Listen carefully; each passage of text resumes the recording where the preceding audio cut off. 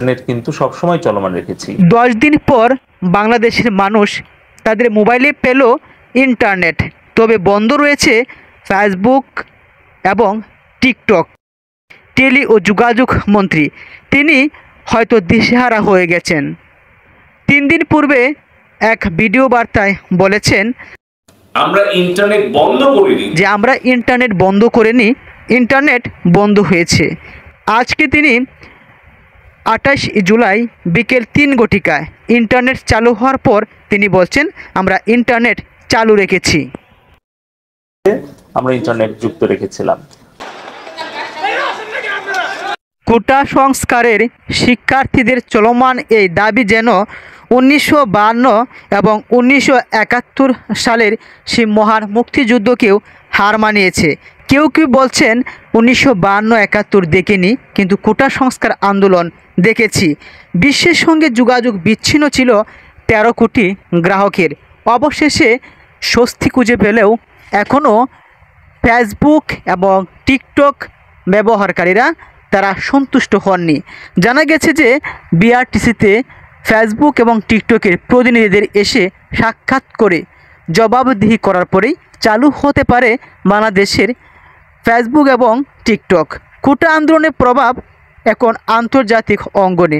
অনেকে চাচ্ছেন কতজন শিক্ষার্থী নিহত হয়েছে।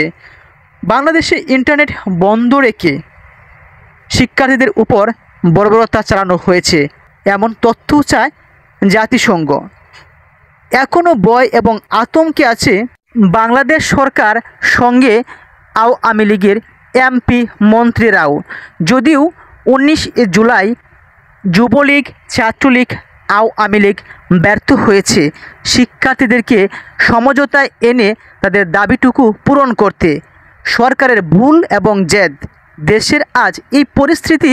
অনেক রাজনৈতিক বিশ্লেষকরা, শিক্ষক শিক্ষিকা তারা এমনটাই বলছেন। 93% কোটা প্রধানমন্ত্রী শিক্ষার্থীদের জন্য বরাদ্দ করবেন এমন ঘোষণা যদি তিনি আগেই করতেন তাহলে হয়তো এমন হতাহতের ঘটনা ঘটত না। এখন পর্যন্ত কোটা আন্দোলনের সমন্বয়ক সহ বেশ কয়েকজন শিক্ষার্থী এবং কন্টেন্ট ক্রিয়েটররাও নিখোঁজ রয়েছেন। তার মধ্যে জনপ্রিয় কন্টেন্ট ক্রিয়েটর নুরুজ্জামান কাফি, সমন্বয়ক নাহিদ ইসলাম, আসিফ মাহমুদ, আজকেও আরও 2 জন সমন্বয়ককে গ্রেপ্তার করা হয়েছে।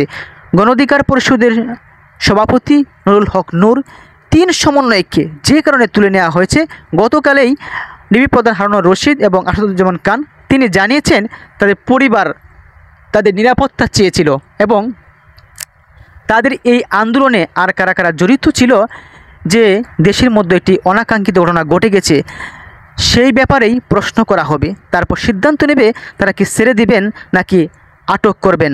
কোটা আন্দোলনকে ঘিরে সরকার গণহত্যা চালিয়েছে অভিযোগ বিএফইউজে ডিইউজের একাংশের। তারা মানববন্ধনও করেছে, বিক্ষোভ সমাবেশ সম্পন্ন করেছে।